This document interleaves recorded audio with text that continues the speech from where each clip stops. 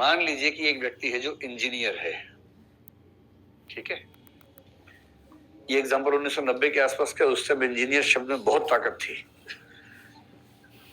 आज उस शब्द में वो ताकत नहीं बची है, लेकिन उस जमाने में इंजीनियर का मतलब कुछ और ही होता था कि ये क्या करते हैं, इंजीनियर। अच्छा अच्छा, प्रणाम इंजीनियर। इंजीनियर का ये मतलब होता था उस जमाने में। हाँ, मतलब विवाह के बाजार में नंबर 1 पर जो रहता था वो इंजीनियर होता था। डॉक्टर नंबर 2 पे आता था उस जमाने में।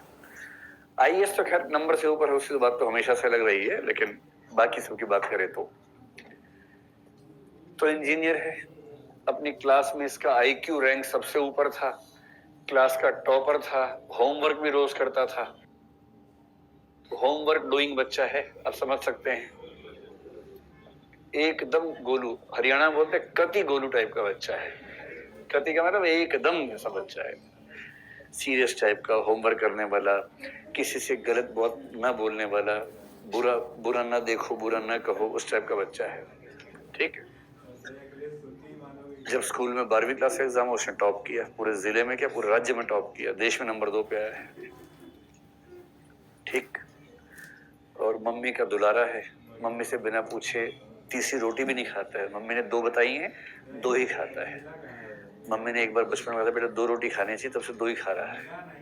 नेक्स्ट कमांड आएगी तब चेंज करेगा। उसको पेट की भूख से कोई मतलब नहीं, मम्मी की कमांड से मतलब रहता है। ऐसे वाला बच्चा है।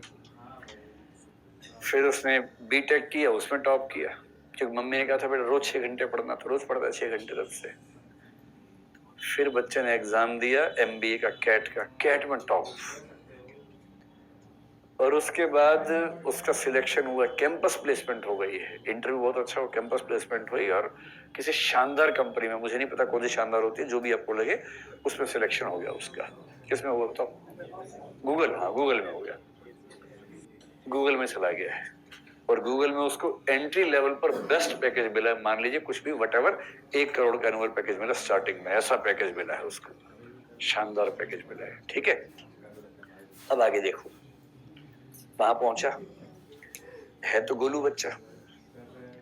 पहली मीटिंग में गया, सब बात कर रहे थे, शर्मा रहा था, ठीक से बात नहीं कर रहा था। गलती से पड़ोस की कुर्सी पे एक लड़की आके बैठ गई। ये लड़का है, उल्टा भी कर सकते हैं, वैसे एग्जांपल लड़का आ गया बाई चांस। जैसी लड़की आके बैठी, अभी अपनी कुर्सी से उधर होने लगा कि हाय राम, मम्मी से पूछना पड़ेगा बात करनी है कि नहीं करनी है। तो बेचारा क्या करे, थोड़ा भोंदू किस्म का बच्चा है, दिमाग बहुत तेज है, आईक्यू भी जबरदस्त है, लेकिन इस मामले में भोंदू 1 नंबर का। उस लड़की ने पूछा क्या नाम है आपका? इसको लग रहा है कि अच्छा लाइन, अच्छा इसको लग रहा है अच्छा अभी से। और उसने कहा sorry I am not interested. लड़की ने कहा तब दिमाग खराब है, नाम ही तो पूछा है, कलीग हो भाई, नाम ही तो पूछा है, नॉट इंटरेस्टेड क्या होता है? कहां से आ जाते हैं पता नहीं उसके। इसको लग रहा है बताओ यार, सबके सामने ऐसे बोल दिया भाई, नाम पूछे हुए लड़की से और क्या मतलब हो सकता है? वो जिस इलाके से है वहां तो एक ही मतलब माना जाता है इस चीज का कि नाम पूछ रही है, ये औपचारिकता है, असली बात नहीं पूछ पा रही है तो क्या करे बेचारी।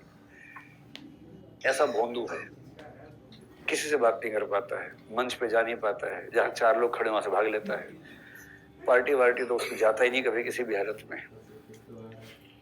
और इसी की क्लास से एक छांटा हुआ बच्चा था जो एग्जाम से 2 दिन पहले किताब का मुंह देखता था, मुंह दिखाई किताब से करता था, और 2 दिन में ठीक से पढ़ के नंबर ठीक ठाक ले आता था।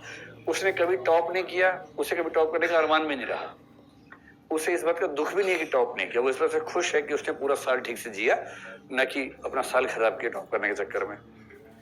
स्मार्ट है, कोई शादी ब्याह वहां जाके डांस करता, खाना खा के आ जाता है, मस्त मौला आदमी। और ये इसी कंपनी में इसने भी इंटरव्यू दिया, इसका सिलेक्शन हो गया, छोटे पद पर हो गया। भाई साहब का हुआ 1 करोड़ के पैकेज पे, इसका हुआ 5 लाख के पैकेज पे। इसका काम छोटा मोटा है, सबका हालचाल पूछो, चाय वाय देख लो, पी रहे कि नहीं पी रहे, उस तरह का काम है इसका। ये डेनियल गोलमैन का एग्जांपल दे रहा हूं मैं आपको, मतलब मैं भाषा बदल रहा हूं, उसको भारतीय कर दिया, लेकिन एग्जांपल उसी का है। इस बात की पर्याप्त संभावना है कि 3 साल के बाद ये दूसरा व्यक्ति पहले व्यक्ति से आगे निकल जाएगा। और वो निकलेगा इसलिए नहीं कि आईक्यू ज्यादा है, इसलिए कि ईआई ज्यादा है। और जैसे जैसे वो आगे बढ़ेगा इस आईक्यू वाले को तनाव हो जाएगा। आईक्यू वाला जो है ना, ऐसे लोगों को नर्ड कहते हैं आजकल, नर्ड, पढ़ाकू टाइप का, मतलब रात दिन पढ़ने वाला जो बच्चा होता है नर्ड है।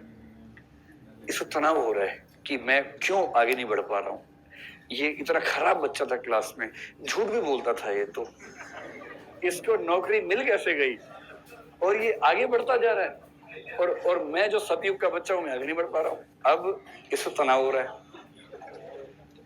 इसके पास तनाव का समाधान एक ही है, इसने सीधे गूगल पे गया, अमेज़न पे गया, बुक ढूंढी, हाउ टू बी स्मार्ट। सबसे गोलू स्पीशीज वो है जो हाउ टू बी स्मार्ट के लिए किताब पढ़ती है। हाउ टू गेन कॉन्फिडेंस, इसकी एक किताब और पढ़ लेते हैं। Don't say yes if you want to say no, इसकी भी किताब पढ़ते हैं फिर। तो इसने हाउ टू बी स्मार्ट किताब खरीद ली, गूगल से मंगवा ली, अमेज़न से, उस पूरी किताब को पढ़ा, उसके नोट्स बना लिए। ये समझ गया कि स्मार्ट कैसे बनते हैं। अब इसको पूरा पता स्मार्ट कैसे बनते हैं।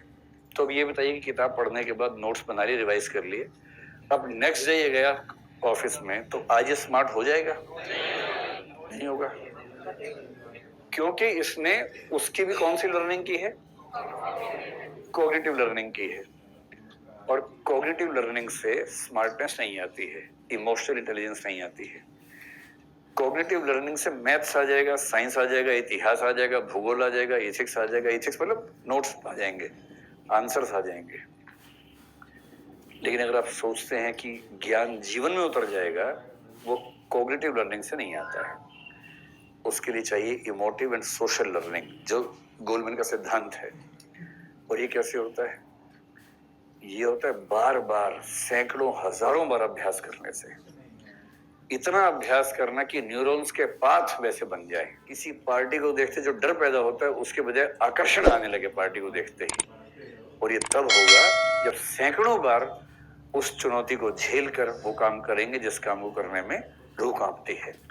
इसलिए गोलमैन ने कहा कि इमोशनल इंटेलिजेंस सीखना असंभव नहीं है, संभव है, लेकिन इसको सीखना गणित सीखने जैसा नहीं है।